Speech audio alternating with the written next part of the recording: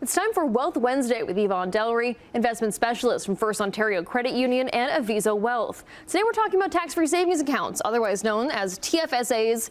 What makes them such an important part of your financial, your whole picture financially? Yeah. Well, they've become a more important part as an investment account. So they were introduced by the federal government in 2009.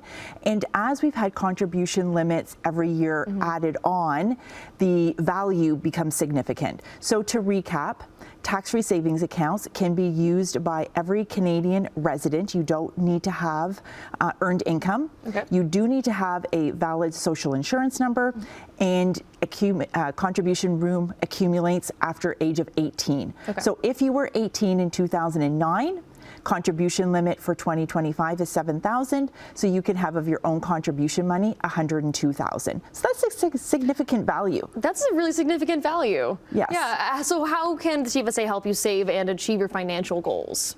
So one of the key features of the tax-free savings account is that you can use it and reuse the contribution limit for any of your savings goals. So if you have a savings goal of purchasing a new vehicle, maybe a significant vacation, renovation, use the tax-free savings account to save for those goals because all of the growth is tax-free. But then when you achieve the goal, remove the funds, but dollar for dollar, what you have withdrawn gets added back to your contribution limit the following year. So contribution limit is calculated by adding that year's contribution limit, any carry forward room that you haven't used in previous years, plus the dollar value that you withdrew from the previous year. Tax-free savings accounts can also be used in tandem with other investment accounts.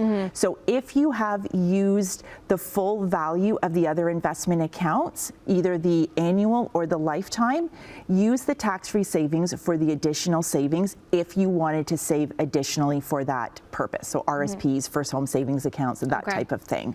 So TFSA is a bit more of a short-term investment, more like a car or something like that, not so much for your retirement, but it works with retirement savings. And I get asked this so many times, tax-free savings are RSPs. So they both have got key features and are beneficial. But the main difference is that our RSPs, when you make the contribution, they become tax deductible and decrease your tax liability because they are deducted off your taxable income. But it just pushes the tax liability forward. When you remove the money, it becomes taxable income.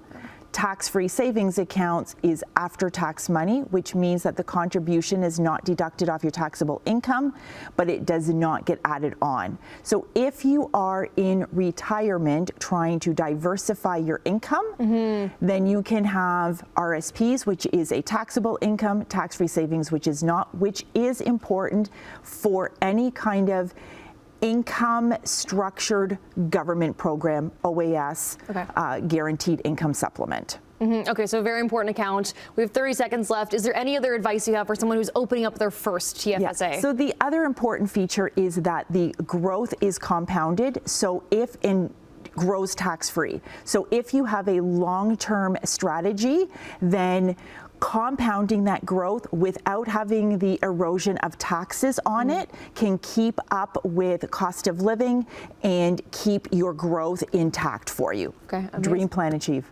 Dream, plan, achieve. Okay, all great advice. Thank you so much. We'll get it up on our website, and we have more Morning Live coming your way right after this.